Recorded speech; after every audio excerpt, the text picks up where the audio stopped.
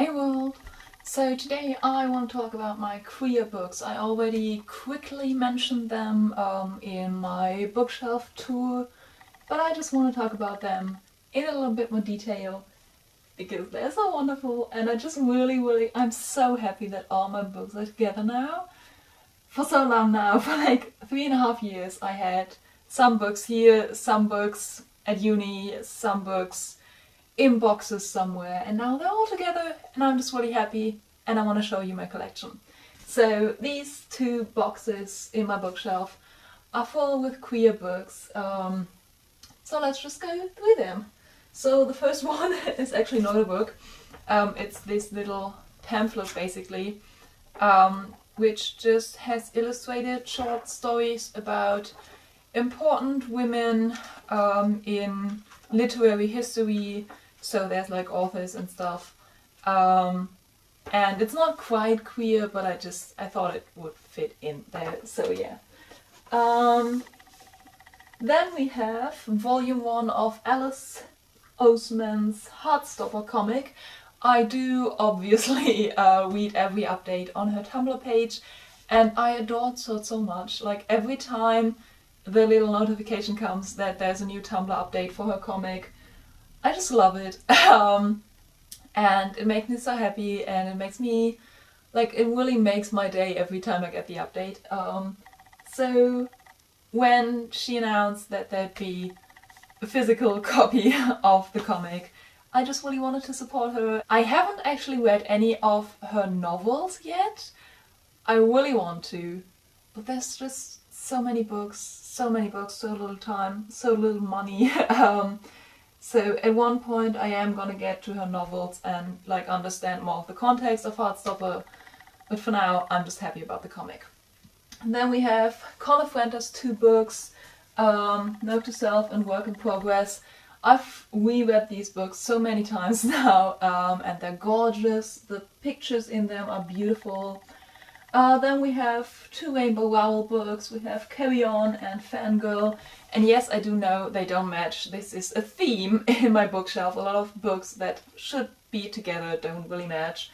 Also, I don't know what happened with Carry On. I ordered it in a bookstore and like it seemed like the normal just reading copy. But apparently this is like the copy with like big lettering for like kids and old people so that it's easier to read. And it's really weird reading that, so I think at some point I'm gonna get another copy. I think what I'm gonna do, because the second book has been announced and I'm really excited for that, and I also always prefer paperback, and this is a hardback copy. I think what I'm gonna do is I'm gonna get the really fancy American paperback edition of the first book and then wait for the second book to be out in the cool, fancy, really awesome cover American paperback edition and have those two to match. I think that's what I'm gonna do, but until that happens I have to keep this copy. And Fangirl, obviously, amazing.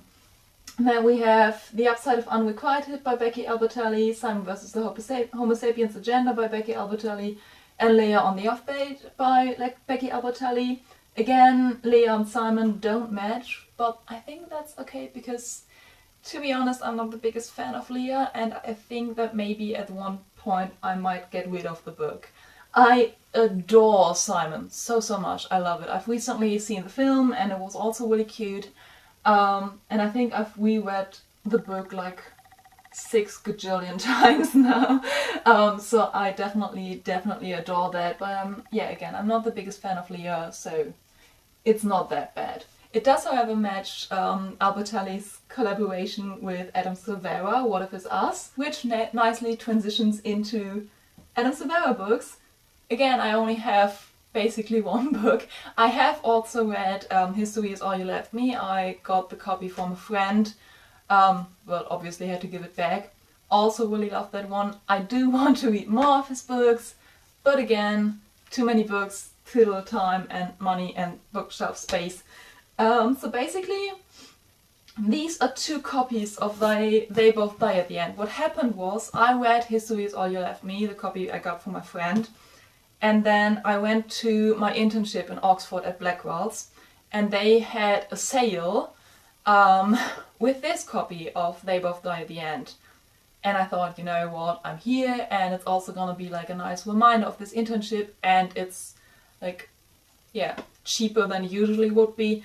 I really dislike this cover, but I wanted to read the book, so I did. I got it there, I read it there, I got my heart broken there by this book, which is what Adam Silvera always does to me, but I adored it so much. I love the relationship between Matteo and Rufus so much.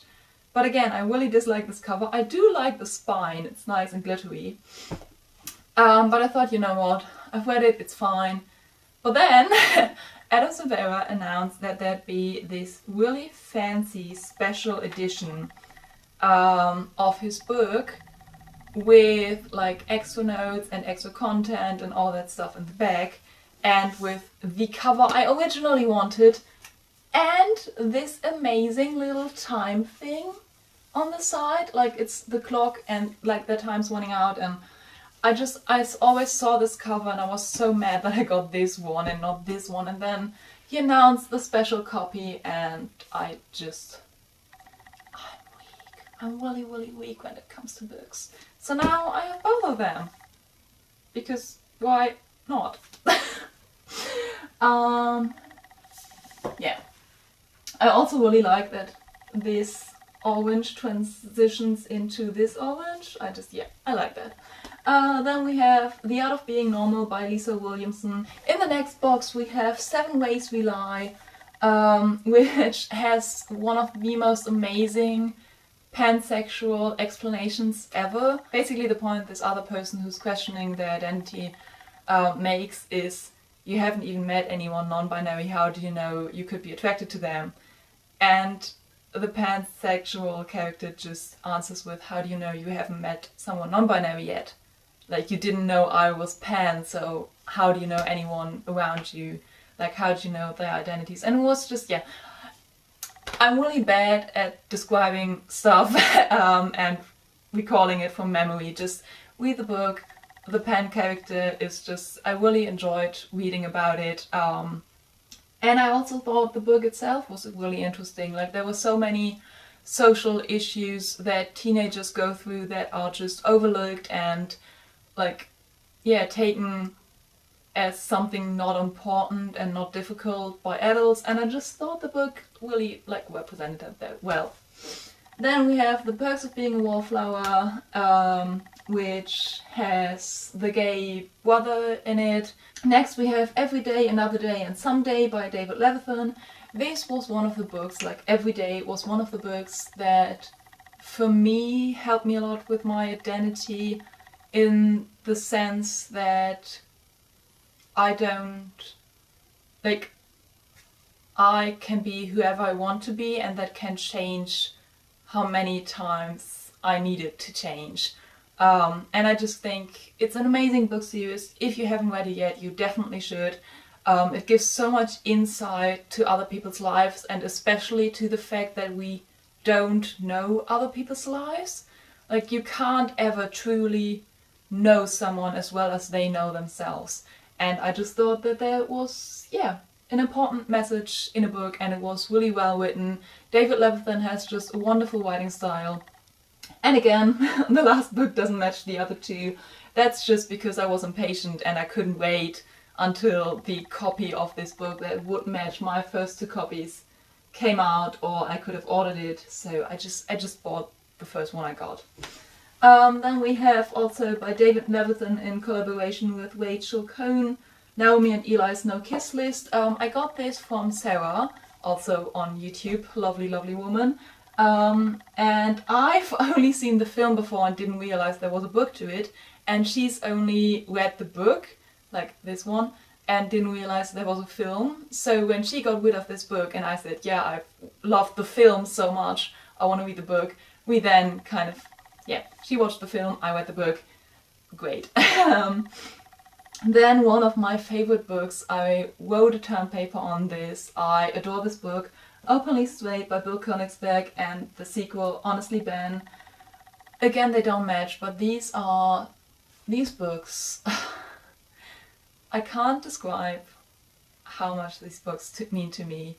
Again, especially the character of Ben is so important to my own self-discovery and my own identity, and just not necessarily coming to terms with my identity, but just feeling supported in my identity. And it's just, yeah, I love the conversations they have, and yeah, I just again, I can't describe how much these books mean to me. They just, yeah, they do a lot to my heart. Then we have Mackenzie Lee's Gentleman's Guide to Vice and Virtue, which I have listened to the audiobook for. I haven't actually read the copy of this book. And The Lady's Guide to Petticoat and Piracy, which I haven't read at all yet. I will at some point, but you know, time and stuff. And then we have Nightvale, Welcome to Nightvale, and It Devours by Joseph Fink and Jeffrey Cano, I don't know how to pronounce the name. These are the books to the Welcome to Nightvale podcast, which I'd recommend to anyone. It's amazing and amazingly bizarre, and it's wonderful. And basically, in Nightvale, in the city that the books and the podcast are about, the radio man, like the one who basically tells the story and who tells you about all these bizarre, weird, funny, supernatural things happening in the city, he has a boyfriend who's a scientist who tries to figure out why all these bizarre supernatural things are happening in the city. The rest of the book and the story and the podcast is just so weird that little bit of just fluffy cuteness is really good every now and then. Like, I love how weird this is. I adore this for being so weird, but the fluff every now and then is just like, it's healthy. So yeah, those are my queer books. I'm really proud of them. I'm happy about them. They're so nice and colourful, and I can't wait to finally get more and completely mess up the system.